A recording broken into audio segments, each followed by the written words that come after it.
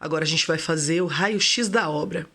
A obra Independência ou Morte, ou chamado Grito do Ipiranga de Pedro Américo, representa um dos momentos mais importantes da história brasileira, a independência do Brasil. A obra foi encomendada pela província de São Paulo com a pretensão de engrandecer e restaurar o poder da monarquia. Esse quadro nós conversamos em sala, né? O nosso Dom Pedro estava numa posição bem interessante, ele estava passando por um momento de desarranjo intestinal, vamos colocar assim, né? Para ficar bem bonitinho. Então, e só tinha uma comitiva muito pequena com ele, não tinha esse grande exército. De Portugal também não veio uma grande comitiva para levá-lo embora, até mesmo porque eles tinham certeza que ele ia querer ir. Então, eles não mandaram muitos soldados, mas foi pintado de uma forma romântica para deixar a cena mais bonita, mais interessante. Aí vai falar assim: ao lado de Dom Pedro está sua comitiva com seus chapéus erguidos e suas espadas para o alto. No 2, os soldados são representados em uniforme de gala, formando um semicírculo à frente de Dom Pedro, todos com espadas para o alto. Os cavalos parecem estar em movimento em relação à posição de Dom Pedro I, representando a euforia dos soldados com o grito da independência do imperador. 3. A figura de Dom Pedro que está empunhando a espada, mantendo-a em riste, aparece como ponto central da cena. E 4. Ao fundo da tela aparece uma casa simples que evidencia o ambiente rural ao qual a cena acontece, né? Porque realmente ele estava passeando, ele não estava no palácio quando isso acontece, na mansão, né? Quando isso acontece.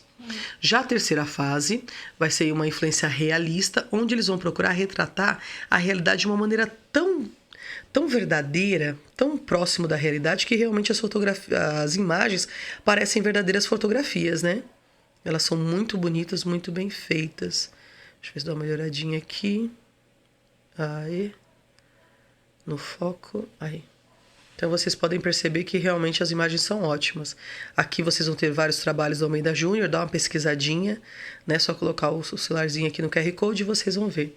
Então Almeida Júnior, que chamava-se José Ferraz de Almeida Júnior, nascido em 1850, vai até 1899, e ele vai ser um retratista, né? Um artista que vai retratar o cotidiano da população de uma maneira muito realista. Tá bom? Ele gostava de retratar o regionalismo, as pessoas da região mesmo. Aí Rodolfo Amoedo, ele já vem retratar também, ele vai buscar o realismo, só que aqui ele já gosta mais de abranger os índios. Então as pinturas dele vão ser neoclássicas e românticas, vão dar um ar mais romântico, mostrando que os jesuítas ajudavam muito os índios, né? Esse apoio que tinha, né? Rodolfo Bernadelli, ele já era escultor, procurava fazer temas religiosos, históricos, literários e indianistas, ou seja, ele gostava de fazer escultura dos índios, né? Eliseu Visconde, que vai ser aluno de Victor Meirelles e Rodolfo Amoedo, produziu obras com forte influência do impressionismo europeu, que a gente já estudou, né? Então, Visconde é considerado o maior representante do impressionismo no Brasil, uma vez que recusa a imitação dos modelos clássicos, orientado pelos professores da AIBA, e passa a trabalhar com efeitos de luz, de luminosidade na sua tela, tá bom? As atividades também, já eu passo para vocês a fotografia com as respostas. E aqui, vou chamar a atenção de vocês, porque esta vai ser a nossa atividade avaliativa, tarefa. E qual vai ser?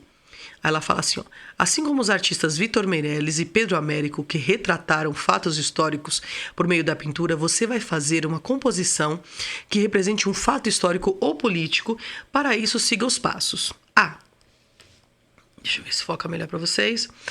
Selecione o fato histórico ou político do qual se recorda e faça uma breve uma breve pesquisa sobre ela na internet, o livro de histórias, enfim. Escolha os materiais com os quais vai trabalhar: papel sulfite, cartolina, canson, lápis de tinta guache. No nosso caso, tem aquele recorte de jornal, né? É importante deixar a imaginação fluir. No nosso caso é o que tiver à mão, né?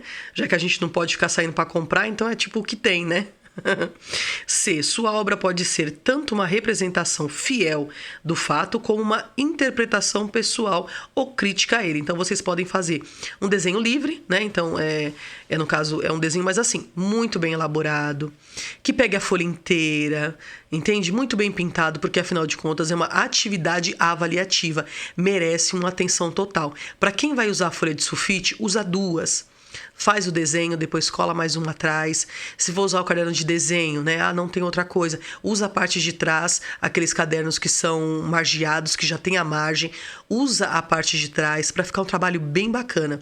Um desenho grande, bem pintado, bem elaborado, com fundo, com objetivo, começo, meio e fim. Onde, quando, faz um trabalho bem bacana, gente, porque vai ser considerado atividade avaliativa, não dá para aceitar qualquer coisa. Eu vou ver se eu consigo alguns exemplos e passo para vocês, tá bom? E aí eu passo já aqui as respostas direitinho para vocês deixarem a apostila organizada.